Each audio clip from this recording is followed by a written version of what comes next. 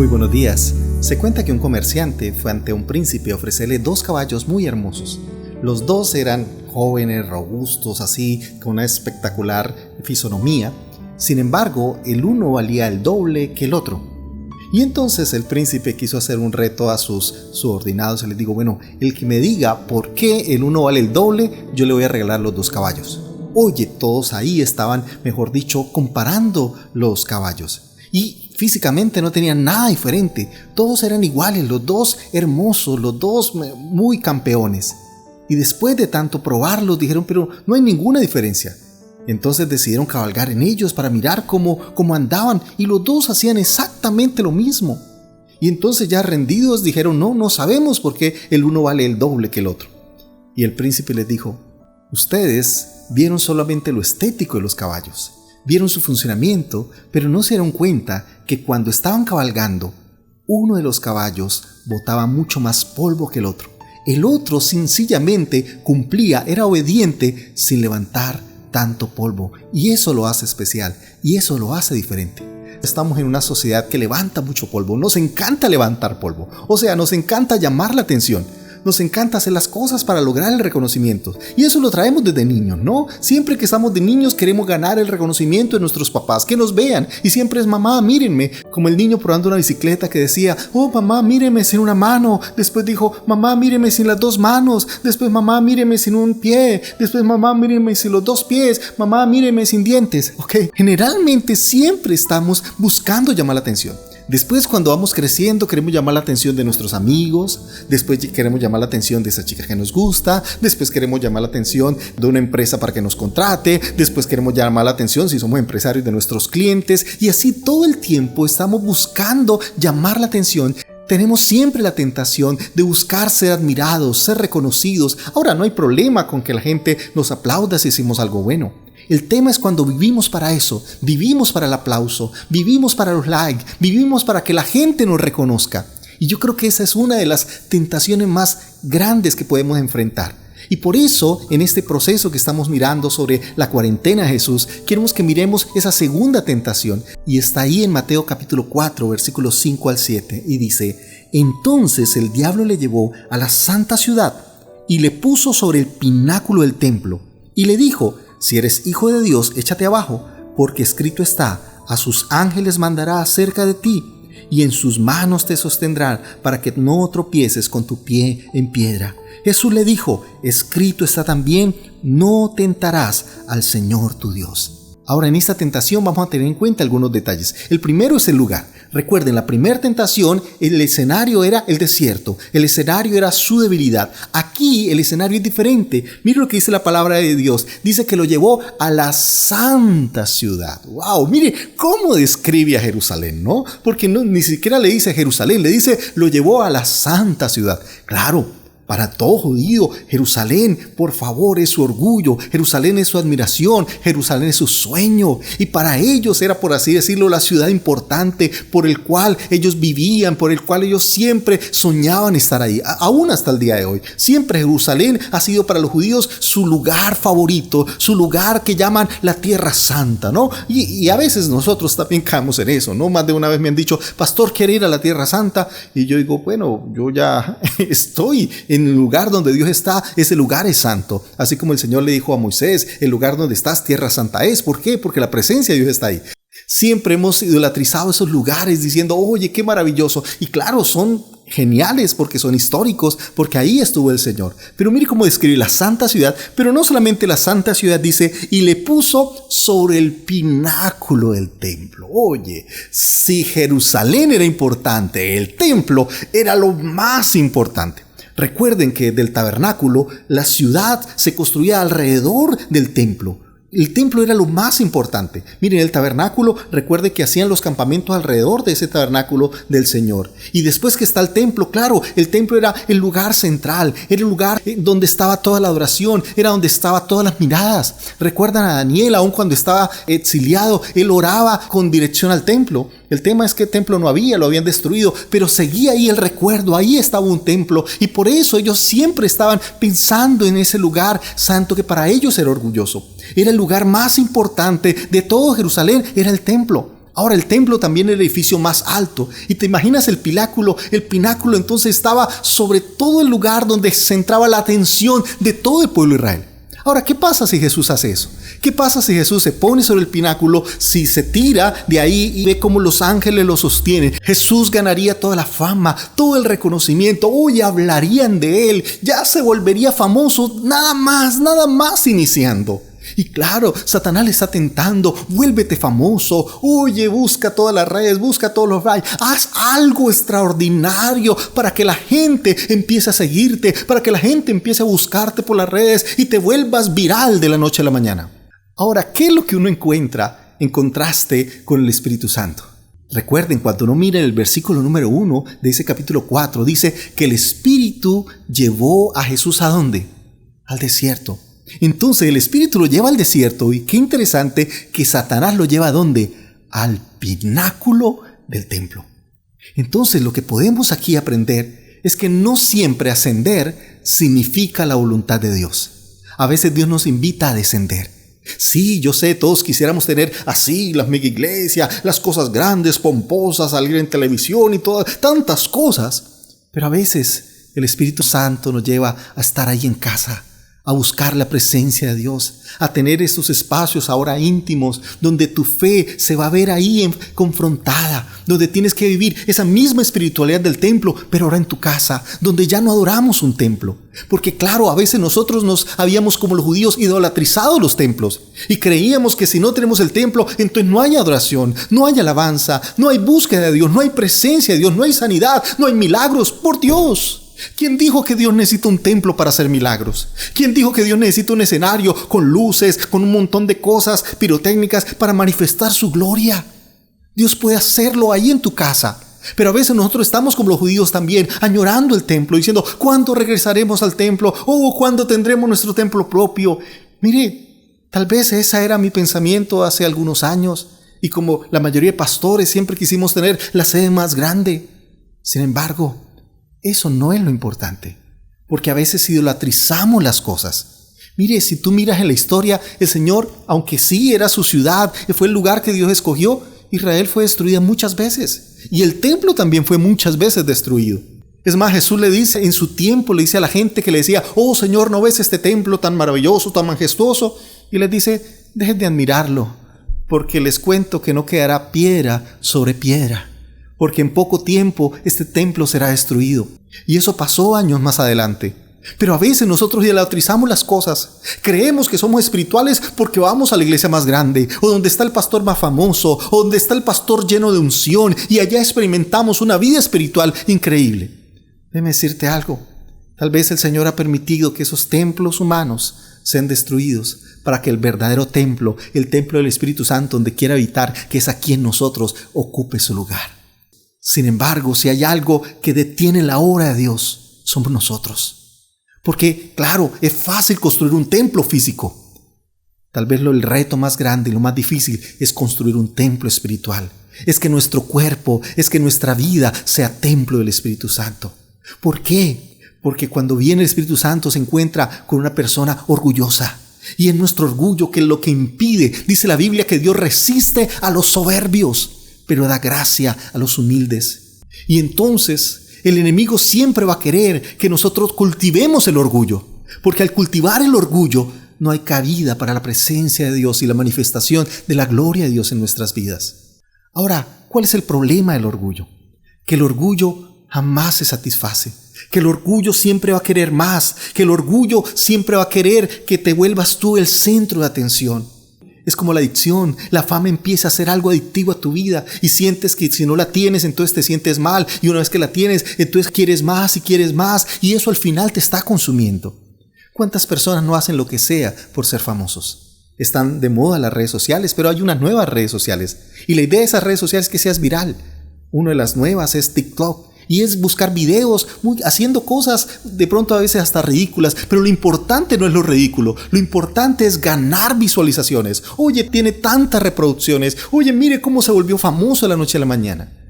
Hace unos días, empezando la pandemia, uno de esos youtubers, por volverse famoso, coloca el reto de lamer la taza de un inodoro público. Por Dios, ¿a quién se le ocurre eso?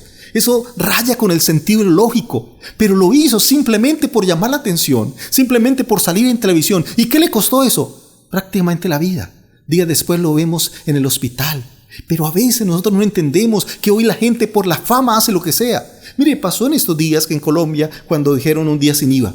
Y claro, todos queremos tener el televisor más grande porque eso llena mi ego. Todos queremos tener cosas electrónicas porque eso nos hace sentir bien. Y entonces las personas se amotinaron, no les importó que podían contaminarse, no les importaba que podían morir. Estaban allí algunas señoras, hasta con sus hijos, con sus bebés de brazos, ahí en esas multitudes. Ahora la pregunta es, ¿por qué estas personas están arriesgando la vida misma? Por su ego, por su orgullo. Porque no hay nada que alimente más el ego que decir, lo conseguí barato y tengo ahora el televisor más grande porque lo conseguí barato. Puede ser que en un mes ya no tenga vida, pero lo tuve. Y la gente se va satisfecha para su casa. Por eso el problema del orgullo es que nos hace el centro de todo y nos endiosa. Esos dioses falsos que el Señor tanto le reclama a su pueblo que no los tenga. Yo quiero preguntarte, ¿por qué un político en este tiempo roba? ¿Cómo lo justifica? Es muy sencillo, porque Él es Dios para sí mismo. Y todo lo que le favorezca a Él, pues sencillamente Él lo aprueba. ¿Por qué? Porque satisface sus necesidades. Ahora, qué interesante que ese mismo político condena que otro robe, pero justifica sus propios robos. Porque como satisface su ego, porque como ahora tiene más, entonces, y como Él es Dios en sí mismo, no tiene que rendirle cuentas a Dios, sino que Él mismo valida las cosas por su propio beneficio. Y entonces manipulamos recursos. Manipulamos las personas, manipulamos a todo el mundo con el fin de llegar a sentirnos más importante. Pero la manipulación más triste es cuando queremos manipular a Dios. Y entonces queremos manipular a Dios a través de su palabra. Y eso es lo que Satanás quiere provocar en Jesús, que manipule a su Padre a través de la misma palabra. Porque ¿qué es lo que usa Satanás? Satanás usa la palabra de Dios y le dice, tírate porque escrito está.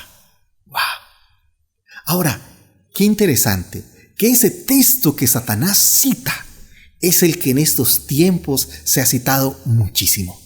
¿Y cuál ha sido el mensaje que la mayoría de personas lo han explicado y lo han expuesto durante este tiempo? Claro, el salmo favorito, el Salmo 21. ¿Con qué propósito? Diciendo, mire, como dice la Biblia, podrán caer a tu lado 1000 y a tu diestra 10,000, pero a ti no llegarán. Dios protege al pueblo de Dios. Y después entonces se han ido a todo el proceso de las plagas en Egipto, diciendo, así como Dios liberó a su pueblo y lo protegió de las plagas, así Dios te protegerá a ti, porque somos el pueblo de Dios y a nosotros no nos llegará. Perdón, no nos llegará. Resulta que en Nicaragua nada más murieron en este tiempo de pandemia, ya van casi 40 pastores, solo pastores. Entonces, ¿dónde quedó esa enseñanza? Que no nos llegará porque somos el pueblo escogido de Dios. Lo mismo, porque tenemos una mala interpretación de la palabra. Y esa mala interpretación de la palabra ha hecho que vendamos una idea equivocada y que querramos manipular a Dios aún con la misma palabra y utilizamos un texto fuera de contexto. Por eso el Señor le está diciendo a Satanás, Satanás, no puedes tentar al Señor tu Dios, y menos con la palabra de Dios, porque la palabra de Dios no está para usar a Dios, para manipular a Dios para mi conveniencia. La palabra de Dios está para yo ser siervo de ella, para obedecerla. ¿Y cómo manipulamos la palabra de Dios? Hay un principio exegético muy básico que dice que un texto fuera de contexto es un pretexto. Y aquí hay dos contextos que han estado equivocados. El primer contexto es el contexto literario. Porque ese Salmo 91 es una poesía. Y de una u otra manera el Señor está dando una palabra poética. No le está hablando de manera literal, lo está hablando de manera poética. Tanto que cuando el Señor le responde, no le responde con otro salmo, le responde con un mandamiento: no tentarás al Señor tu Dios. Porque claro, yo quiero leer lo que me conviene, yo quiero leer lo que me gusta, lo que me agrada, lo que yo quiero escuchar, lo que satisface mi ego. Y es cierto, Dios es un Dios que guarda. Pero es un Dios que guarda, pero yo no puedo manipular esa acción de Dios para mi vida. Claro que Dios tiene el poder de guardarme. Claro que si yo caigo a un foso de leones, como en el caso de Daniel, Dios va a cerrar su boca para que no me hagan daño. Claro que como el Señor le dice a Pedro, camina sobre las aguas y él va a caminar. Sí, Dios tiene el poder. Y en este caso el poder de hacer que él pueda descender del pináculo sin que le pase nada. Claro que sí, eso es posible. Sin embargo, eso no me da derecho para yo provocar la obra de Dios, para yo manipular la obra de Dios, O sea, por eso el Señor dice que si beberemos como esa mortífera no nos hará daño, pero está diciendo si beberemos, y en ese proceso podemos creer que Dios tiene todo el poder para protegernos. Pero yo no puedo estar ahí desafiando la obra de Dios diciéndole, oh, como voy a beber cosa mortífera y no me dará daño, entonces me tomo este veneno. No, porque el Señor no te está diciendo que te expongas, el Señor no te está diciendo que te tires, el Señor no te está diciendo que tú desafíes su poder. Estamos hablando que si en algún momento llega a pasar, si en algún momento tienes que estar enfrentado a eso por causa del reino de Dios, o por causa de predicar la palabra de Dios, o por causa de la justicia de Dios, Dios te va a guardar. Pero también Dios puede manifestar su poder usando esas cosas para llevarte a su presencia, por lo menos. Sí, hay personas a las cuales Dios le ha guardado y a otras personas que Dios no le ha guardado. ¿Por qué? Porque las quería con Él, y eso es también la obra de Dios. Por eso la Biblia dice que a los que aman a Dios todas las cosas ayudan para bien. Entonces nosotros creemos en un Dios que guarda, pero eso no significa que me dé derecho a tentar a Dios, a usar a Dios y su palabra para mi propio beneficio. Y el segundo problema era el contexto aún del texto mismo. Porque si usted mira en los versículos anteriores, dice, por cuanto en mí ha puesto su amor, yo también lo libraré. Lo que está diciendo es que esa protección de Dios viene de aquel que pone su amor en Dios, que hace que Dios sea lo más importante. Y aquí es donde contrasta con el orgullo. Porque ¿qué es el orgullo? El amor a mí mismo. El orgullo es amor a lo que yo quiero. Entonces, claro, como yo me amo a mí mismo, quiero un Dios que satisfaga mis necesidades, que me cubra cada vez que yo quiero, que me conceda todas las peticiones que quiero. Pero aquel que ama a Dios, aquel que ha puesto en Dios su amor, es aquel que le obedece. Por eso Jesús dijo, si me amáis, guardad mis mandamientos. Entonces, el que se ama a sí mismo, o sea, el orgulloso, quiere que Dios le sirva a él, que Dios vive en función de él. Pero el que ama a Dios es aquel que vive en función de Dios, vive en función de la palabra, vive en función de obedecer la palabra. Y por eso el Señor nos desafía, no a que vivamos en función de nosotros mismos, que es el orgullo, que era lo que Satanás quería plantearle a Jesús. Vive en función de tu orgullo, vive en función de tus likes. Entonces hoy te tiras del pináculo, mañana miramos algo más alto, miramos algo más espectacular para ganar más adeptos, para cada día subir de rating, para cada día ganar más reproducciones. Y el Señor le dice, no, yo no voy a tentar al Señor. Yo sencillamente voy a obedecerle. Por eso a veces estamos hoy en un mundo que buscamos tentar al Señor. ¿Y por qué queremos tentar al Señor? Por nuestro orgullo. Porque queremos sentirnos el más importante. Porque queremos sentirnos los más afortunados, los que más tenemos, los que más hemos alcanzado. Y queremos, como el pavo real, levantar las plumas y mostrar toda nuestra grandeza, mostrar todos nuestros recursos. Y cuando uno mira al Señor, el Señor nos muestra cuál debe ser la verdadera actitud en momentos difíciles. Jesús es el mejor ejemplo, porque siendo la persona más grande que ha estado en este planeta, que ha caminado en medio de nosotros, no hay nadie más grande que Jesús. Siendo la persona más grande, nunca buscó el reconocimiento. La grandeza de Jesús fue más importante que cualquiera de nosotros y nos dio la mejor muestra de humildad, de sencillez, de lo que significaba ser el verdadero cristiano. Y aunque el enemigo siempre lo estuvo tentando con usar ese poder de Dios para llamar la atención, para buscar fama, para buscar reconocimiento, Jesús siempre prefirió la obediencia total al Padre. Y esa misma tentación que estuvo ahí en el desierto, que le dijo, si eres hijo de Dios, haz que las piedras se conviertan en pan. Si eres hijo de Dios, tírate del pináculo del templo. Esa misma tentación lo llevó hasta la cruz.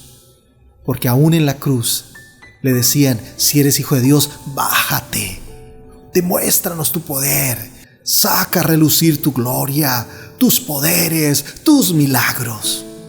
Y déjeme decirte algo tan lindo que nos enseña la cruz. En primer lugar, Jesús no murió como una persona importante, sino murió como alguien insignificante.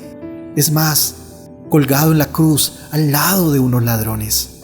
En la cruz no murió admirado, murió insultado, murió humillado.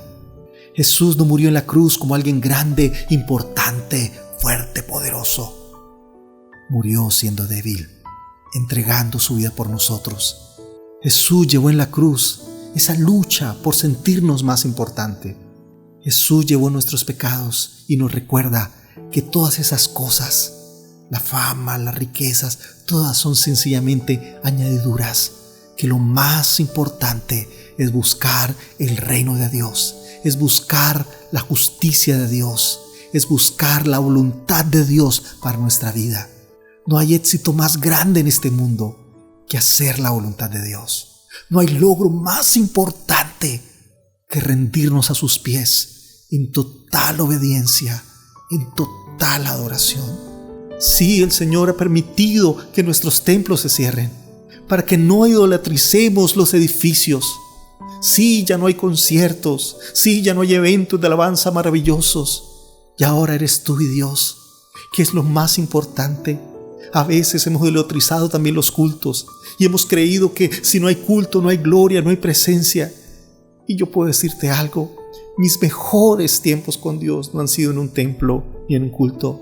Mis mejores y más hermosos tiempos con Dios han sido a solas, donde puedo derramar mi corazón, donde puedo conocerle a Él, donde puedo recibir su palabra, donde puedo escuchar su voz. Y el Señor nos está invitando a que dejemos de estar alimentando nuestro orgullo. Jesús dijo, si alguien quiere venir en pos de mí, niéguese a sí mismo. Tome su cruz y sígueme. Por eso el apóstol Pablo decía, con Cristo estoy juntamente crucificado. Ya no vivo yo, este ego no sirve. Este ego no me ayuda. Tal vez si hay una situación en tu vida por la cual estás pasando y has tenido que vivir vergüenza porque sientes que no tienes los suficientes recursos, sientes que en tu nevera tal vez no hay el alimento que quisieras tener, sientes que tal vez no tienes las comodidades, pues gloria a Dios por estos momentos, porque nos enseña que lo más grande es Él, no nosotros, que no vivimos para buscar gloria hacia nosotros, que no vivimos para buscar reconocimiento propio, que vivimos para darle la gloria a Él. Y estar con Él es lo más maravilloso, que si lo tenemos a Él, lo tenemos todo, y que si no lo tenemos a Él, no tenemos nada. Por eso quiero invitarte para que en este tiempo no busquemos tentar al Señor, no busquemos manipular al Señor, no busquemos sencillamente versículos en la palabra para tratar de hacer que Dios haga lo que nosotros queremos. Eso se llama tentarlo, eso se llama manipularlo. Y qué triste cuando nosotros estamos buscando mover la mano de Dios a nuestro favor, cuando nosotros estamos buscando hacer que Dios haga lo que nosotros queremos. No es Dios el que tiene que acomodarse a nosotros. Somos nosotros los que tenemos que rendirnos a Él en obediencia, en humillación, en sacrificio. Por eso quiero que le digamos al Señor, Señor, queremos ser ofrenda grata ante ti.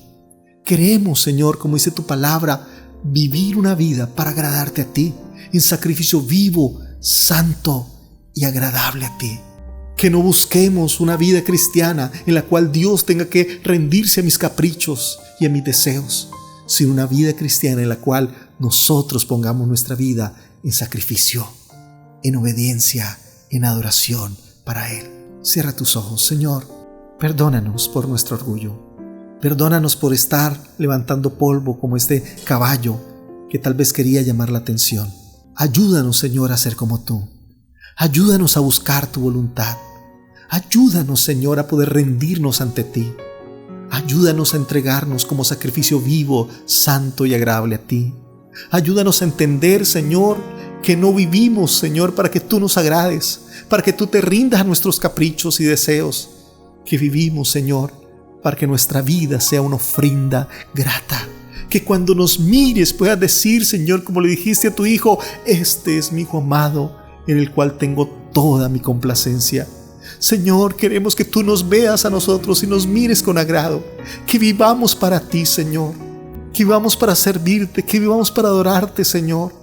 Padre Celestial, que los mejores momentos que vivamos en tu presencia no sean aquellos que se vieron cuando estábamos en una iglesia física, en un templo físico, sino que los mejores momentos que estemos experimentando sean ahora, donde tú nos invitaste, cuando nos dijiste, no busques orar haciendo notar tu voz, levantando tu voz con largas palabrerías y con elocuentes palabras. No, dices, quiere buscar al Padre, entra a tu cuarto, cierra la puerta y ora a tu Padre que está en lo secreto, y tu Padre que te ve en lo secreto te recompensará en público. Señor, enséñanos y ayúdanos a buscar tu secreto. Ayúdanos, Señor, a buscar esa intimidad contigo. Ayúdanos, Señor, a buscarte ahí, en esa intimidad de tu gracia, en esa intimidad de tu presencia, que podamos enamorarnos de ti, no tanto, Señor, de los shows o los espectáculos, que por mucho tiempo aún nosotros como pastores, y lo reconozco, y por eso te pido perdón, lo hicimos. Hicimos cultos hermosos para agradar a las personas. Hicimos reuniones majestuosas con música, con luces, con humo, Señor, para que la gente se sintiera atraída. Pero hoy, Señor, tú nos estás invitando a que tengamos una espiritualidad de la intimidad, una espiritualidad de estar a solas contigo, esa espiritualidad que podamos vivir en nuestro cuarto, en nuestra casa, aún si nos encerramos ahí en nuestro baño a orarte, a buscar tu presencia, que te podamos encontrar ahí, Señor, en el secreto, porque tú eres el Padre que está en lo secreto, el Padre que nos ve en lo secreto. Señor, bendice tu iglesia. Derrama sobre tu pueblo tu gracia, tu misericordia, y que en estos momentos podamos experimentar tu gloria mucho mayor, mucho más hermosa, mucho más linda que la que vivíamos cuando estábamos reunidos, Señor. Que podamos entender que tu presencia es lo más importante para nuestra vida, en el nombre de Jesús. Amén. Dios les bendiga. Gracias por seguir fieles. Yo quiero agradecer a la Iglesia Camino de Vida porque han sido fieles y hay personas que se han mantenido. Es más, hay otras que se han añadido y por eso queremos bendecirles allí donde están. Dios está ahí con ustedes y yo sé que Dios ha venido en un proceso hablando a nosotros. Créame que esto no es una palabra solo para ustedes, es una palabra también de Dios para mi vida. Y ha sido tan hermoso escuchar la voz de Dios. Ha sido tan hermoso ver la obra de Dios sosteniéndonos, guardándonos. Sabemos que no es difícil, tenemos muchos compromisos, mantener la casa, la iglesia, las cosas, pero entendemos que Dios es el que sostiene su iglesia. Entendemos que Dios es el que bendice. Entendemos que Dios es el que respalda, el que nos guarda, el que nos sostiene. Por eso ese mismo Dios que ha estado con nosotros, que en medio de estas circunstancias ha sostenido la iglesia y no ha hecho falta nada, y Dios les ha bendecido para que puedas ofrendar y diezmar, yo quiero decirte que Dios está ahí contigo, fortaleciendo tu vida también, y que ese mismo Dios que hasta aquí te ha ayudado y hasta aquí nos ha guardado, nos ha bendecido, lo seguirá haciendo, porque Él es el mismo ayer, hoy, por los siglos. Dios les bendiga. Un abrazo grandísimo de parte de mi familia, de mis hijos, mi esposa. De verdad deseamos que la gracia y el amor de Dios sea con cada uno de ustedes. Dios les bendiga. Dios les guarde.